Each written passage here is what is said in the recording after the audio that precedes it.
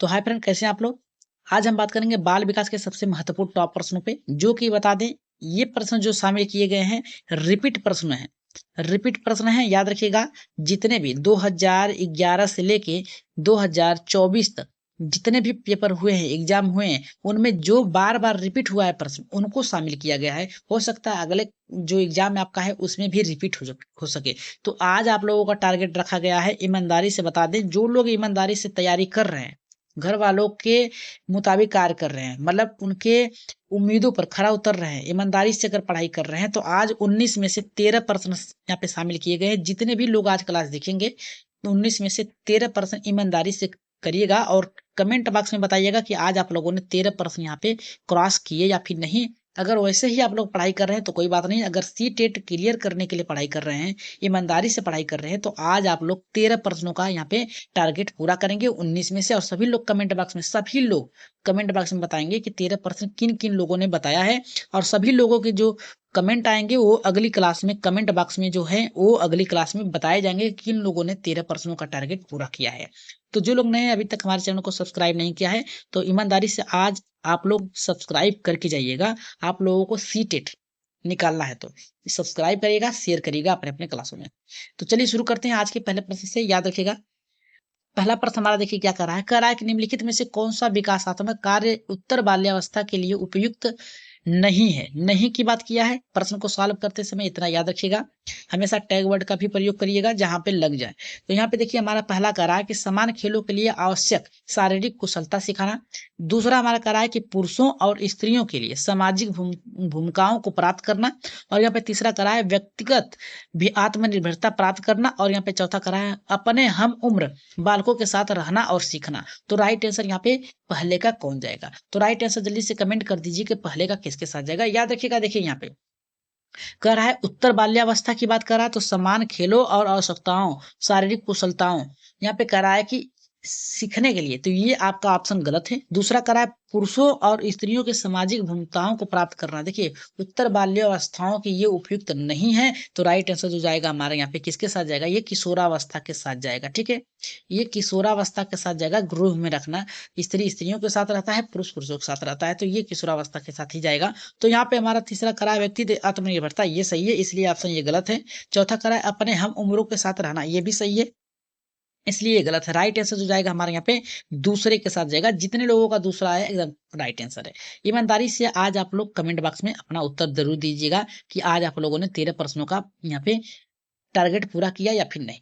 तो यहाँ पे देखिए हमारा क्या करा है, दूसरा करा है विकास का अर्थ क्या होता है। विकास का मतलब होता है आगे प्रगति कर। और पहला हमारा करा है ऑप्शन परिवर्तनों को उत्तरोत्तर श्रृंखला देना। और यहाँ पे दूसरा करा है कि अभिप्रेरणा के फलस्वरूप होने वाले परिवर्तनों को उत्तरोत्तर श्रृंखला बताना। और यहाँ पे तीसरा करा है कि अभिप्रेरणा एवं अनुभव के फलस्वरूप होने वाले परिवर्तनों की उत्तर रोकतर और श्रृंखला बताना। और यहाँ पे चौथा करा है परिपक्वता एवं अनुभव के फलस्वरूप होने वाले परिवर्तनों को की श्रृंखला। तो राइट आंसर यहाँ पे दूसरे का किसके साथ जाएगा। तो यहाँ पे देखिए क्या कहा है कि विकास का अर्थ क्या होता है। तो परिवर्तन और परिवर्तन ये भी होता है, लेकिन इससे बेहतर है हमारा यहाँ पे परिपक्वता और अनुभव के फलस्वरूप होने वाले, यानी आप क्या सीख रहे हैं, क्या सीख चुके हैं, उसके अनुसार अगर परिवर्तन होता है तो बालक का वो विकासात्मक कार्य कहलाता है। तो राइट आंसर यहाँ पे जो जाएगा हमारे यहाँ पे चौथे के साथ जाएगा। आगे बढ़ते हैं यहाँ पे तीसरे प्रश्न पे। तीसरा प्रश्न देखते हैं क्या कह रहा है हमारा। बहुत ही बेहतर प्रश्न है तीसरा। तीसरा हमारा ये कह रहा है कि खिलौनों की यानी टॉय एज कहा जाता है, आयु किसे कहा जाता है। तो पहला कह रहा है कि पूर्व बाल्यावस्था, पूर्व बाल्यावस्था की बात कर रहा है। और दूसरा करा है कि उत्तर बाल्यावस्था, तीसरा करा है शैशवावस्था, और चौथा करा है कि ये सभी। तो तीसरे का राइट आंसर किसके साथ जाएगा। अगर खिलौने की बात किया जाए, टॉय एज की बात किया जाए, तो ये होता है आपका, याद रखिएगा किसके साथ जाएगा हमारे यहाँ पे तीसरे का पूर्व बाल्यावस्था के साथ जाएगा। तो जितने लोगों का आया है पूर्व बाल्यावस्था एकदम राइट है। आगे बढ़ते हैं यहाँ पे चौथे प्रश्न पे। चौथा प्रश्न देख लेते हैं क्या कह रहा है। चौथा प्रश्न सबसे बेहतर है, कह रहा है कि निम्नलिखित में से कौन सी पूर्व बाल्यावस्था की विशेषता नहीं है। पूर्व बाल्यावस्था की विशेषता नहीं की बात क्या है। तो पहला कला दल समूहों में रहने की अवस्था। ठीक है, दल समूहों में रहने की अवस्था, तो ये आपका नहीं है। अनुकरण करने की प्रवृत्ति, ये भी नहीं ऑप्शन है। अप्रयत्न करने की अवस्था, ये भी नहीं है। खेलने की अवस्था जो है विशेषता बाल्यावस्था की नहीं है। दल में रहता है बालक, तो इसलिए ये भी सही है, ऑप्शन ये गलत है। अनुकरण करना, दोहराना, ये भी ऑप्शन आपका सही है, लेकिन ये पूछा, विशेषता नहीं है, तो ये गलत है। प्रश्न पूछने की, बालक बार बार पूछता है कि ये कैसे हुआ, क्यों हुआ, किस लिए हुआ, ये भी ऑप्शन सही है, इसलिए ऑप्शन ये गलत है। राइट आंसर जो जाएगा हमारे यहाँ पे चौथे के साथ खेलने की अवस्था। ठीक है, राइट आंसर जो होगा हमारे यहाँ पे चौथा। आगे बढ़ते हैं यहाँ पे पांचवें प्रश्न पे। पांचवा प्रश्न देखते हैं क्या कह रहा है कि उत्तर बाल्यावस्था में बालक भौतिक वस्तुओं के किस आवश्यक तत्व में परिवर्तन समझने लगता है। तो पहला करा है द्रव्यमान, दूसरा करा है द्रव्यमान और संख्या, तीसरा करा है हमारा संख्या और चौथा करा है द्रव्यमान और संख्या क्षेत्र। तो राइट आंसर यहाँ पे पांचवें का किसके साथ जाएगा, तो जितने लोगों का आ रहा है यहाँ पे द्रव्यमान, श्रृंखला, क्षेत्र, तो राइट आंसर होगा यहाँ पे चौथा हमारा। आगे बढ़ते हैं यहाँ पे छठे प्रश्न पे। छठा प्रश्न देख लेते हैं क्या करा है। छठा प्रश्न सबसे बेहतर है, व्यक्ति तो अस्थायी समायोजन है। तो पहला करा है पर्यावरण के साथ, करा है दूसरा जीवन के साथ, तीसरा हमारा करा है कि प्रकृति के साथ, चौथा हमारा करा है उपयुक्त तो सभी। तो छठे का राइट आंसर किसके साथ जाएगा। एक आप लोगों को ट्रिक बता दें, जहां पर उपयुक्त सभी हो, एक और दो दोनों सही हो, ये ऑप्शन आपका हमेशा सही होगा। तो राइट आंसर जो जाएगा हमारे यहाँ पे किसके साथ जाएगा, यहाँ पे चौथे के साथ जाएगा। आगे बढ़ते हैं यहाँ पे सातवें प्रश्न पे। ये प्रश्न बहुत ही बेहतर है। कह रहा है कि दूसरे दूसरे वर्ष की में अंत तक शिशु का शब्द भंडारण जो होता है कितना हो जाता है। तो पहला करा है कि 100 शब्द, दूसरा करा है 60 शब्द, तीसरा करा है कि 50 शब्द और चौथा करा है यहाँ पे 10 शब्द। तो राइट आंसर यहाँ पे किसके साथ जाएगा, जल्दी से कमेंट कर दीजिए आप लोग। तो जल्दी से इसका कमेंट करिए कि राइट आंसर यहाँ पे किसके साथ जाएगा। देखिए 18 माह की अगर बात किया जाए, 18 माह के बच्चों के जो शब्द भंडार होता है ये 10 शब्द मात्र होते हैं, 10 शब्द होते हैं। अगर वहीं 2 वर्ष की अगर बात किया जाए, 2 वर्ष के बालक की अगर बात किया जाए, तो इसमें 272 शब्द होते हैं। कितने, 272 शब्द सीख लेता है। अगर यहाँ पे हम बात करें 2.5 वर्ष की, अगर 2.5 वर्ष के बालक की बात किया जाए, तो ये लगभग लगभग आपका याद कर लेता है 450 शब्द, 450 शब्द। वहीं पे अगर हम बात करें 3/1/2 वर्ष की अगर बालक की आयु की बात करें जाए, कितना शब्द सीख लेता है, तो ये जो सीखता है लगभग लगभग 1000 शब्द सीख लेता है। याद रखिएगा कितना शब्द सीखता है, 1000 शब्द सीख लेता है। अगर हम बात करें 4 और 5 वर्ष, अगर 4 वर्ष की बालक की बात किया जाए, तो 4 वर्ष का जो बालक होता है वो 1250 शब्द सीख लेता है। कितना, 1250। अगर वहीं पे 5 वर्ष का अगर बालक है तो वो लगभग लगभग 2100 शब्द सीख लेता है। कितना, 2100 शब्द सीख लेता है। तो यहाँ पे देखिए दूसरे वर्ष के अंत तक, दूसरे वर्ष के अंत तक की बात किया है यहाँ पे, तो राइट आंसर यहाँ पे जो जाएगा 100 शब्द जाएगा। किसके शब्द जाएगा, 100 शब्द। यानी 2 वर्ष शुरू नहीं हुआ है, याद रखिएगा 2 वर्ष शुरू नहीं हुआ, उसके अंत तक, यानी 2 वर्ष शुरू होने से पहले बालक कितना शब्द सीख लेता है, तो यहाँ पे 100 शब्द सीख लेता है। ठीक है, तो चलिए आगे बढ़ते हैं यहाँ पे आठवें प्रश्न पे। आठवां प्रश्न यहाँ पे देखिए, थोड़ा सा यहाँ पे आप लोगों के लिए ला दिया गया है ताकि आप लोग देख सकें और यहाँ पे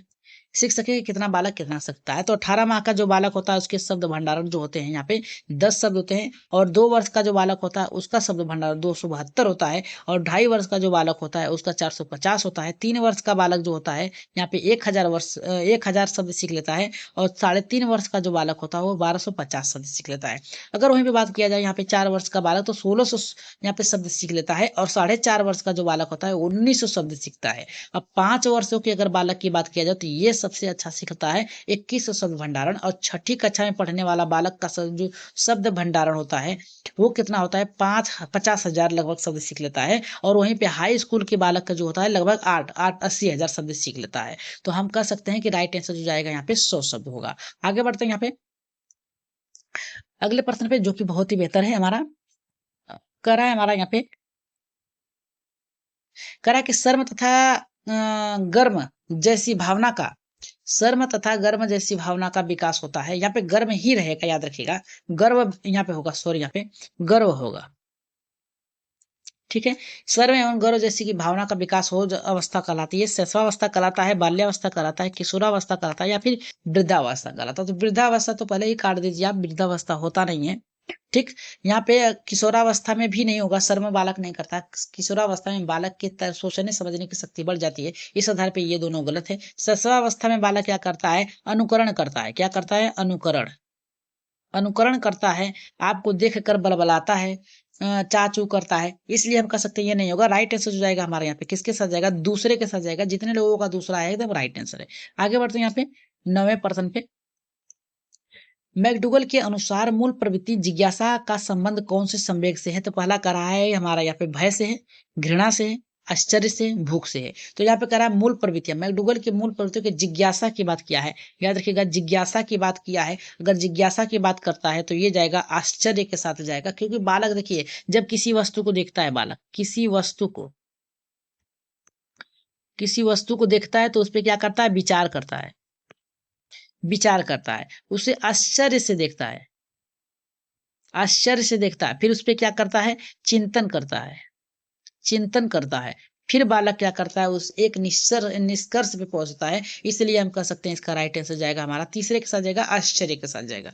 आगे बढ़ते हैं यहाँ पे 10वें प्रश्न पे। 10वां प्रश्न देख लेते हैं क्या कर रहा है और कितने लोगों का 10वां सही होता है। याद रखिएगा 19 में से आज टारगेट आप लोगों का है। ईमानदारी से बताइएगा, सीटेट की जितने भी भाई बहन ईमानदारी से तैयारी कर रहे हैं, ईमानदारी से, जो लोग ऐसे ही देखते हैं उनके लिए नहीं है, ईमानदारी से जो घर का नाम रोशन करना चाहते हैं, अपने माँ बाप का नाम रोशन करना चाहते हैं, ईमानदारी से आज बताइएगा कि 13 प्रश्नों का टारगेट आप लोगों ने छुआ या फिर नहीं।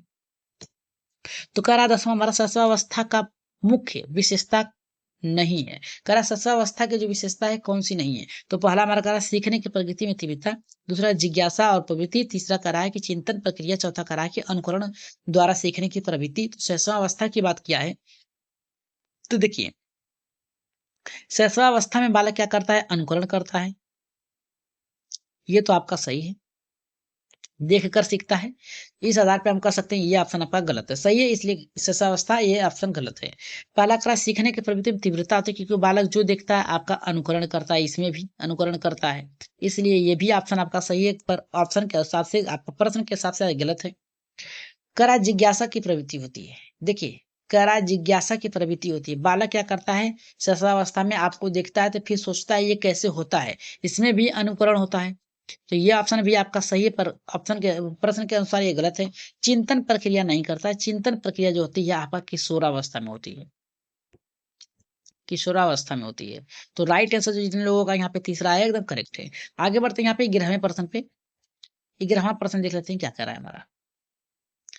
देखिए 11वां प्रश्न बेहतर है, कह रहा है कि किस मनोवैज्ञानिक के अनुसार विकास एक सतत और धीमी प्रक्रिया है। सतत मतलब होता है लगातार, धीमी मतलब रुक रुक कर। जैसे अगर हम किसी पाठ को पढ़ा रहे हैं, ठीक है, किसी पाठ को बालक को पढ़ा रहे हैं, किसे पढ़ा रहे हैं, बालक को, और वो पाठ क्या हुआ, कंप्लीट हो गया, कंप्लीट, ठीक, कंप्लीट हो गया। तो हम क्या करेंगे, जैसे मान लीजिए हम उसे पढ़ा रहे हैं पर्यावरण का अध्ययन या फिर बाल मनोविज्ञान की शिक्षा, तो वो आपकी जो पाठ है कंप्लीट हो गई, तो हम क्या करेंगे, उस पे एक प्रश्न करेंगे, या फिर हम कर सकते हैं एक पेपर का एग्जाम कराएंगे उस पे। तो बालक क्या करेगा, उस पे क्या करेगा, अपना मदद देगा या फिर उस प्रश्नों को सॉल्व करेगा। तो मतलब ये चलता रहता है आपका, ये सतत प्रक्रिया। व्यापक का मतलब होता है उपरांत, यानी सभी विषयों के उपरांत व्यापक होगा, और विषय पढ़ाते समय अगर टेस्ट ले रहे हैं तो वो सतत होगा।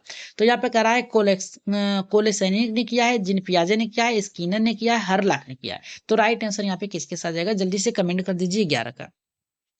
तो यहाँ पे देखिए सतत एवं धीमी प्रक्रिया मनोवैज्ञानिक किसके अनुसार है, तो यहाँ पे हमारा जो जाएगा तीसरा, यहाँ पे जो राइट आंसर होगा हमारा यहाँ पे स्किनर।